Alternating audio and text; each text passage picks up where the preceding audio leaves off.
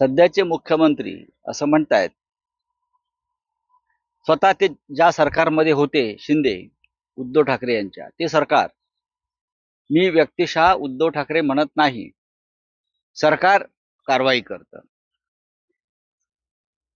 त्यांनी काय सांगितलंय की फडणवीस, गिरीश महाजन,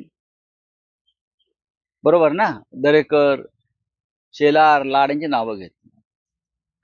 का हे लोक अनटचेबल आहेत का कायद्याच्या दृष्टीने?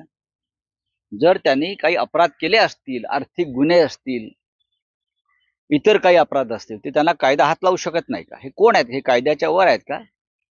या देशामध्ये प्रधानमंत्र्यांवर कारवाई झालेली आहे, राज्यपालांवर कारवाई झालेली आहे. विद्यमान मुख्यमंत्री अरविंद केजरीवाल, हेमंत सोरेन यांना मोदी सरकारने अटक केली. अनेक मंत्री, आमदार, खासदारांना या महाराष्ट्रात आणि देशभरात अटक झाली. मग हे जे पंचक आहे, ज्यांचं नावं घेतली शिंदेनी, त्यांच्यावर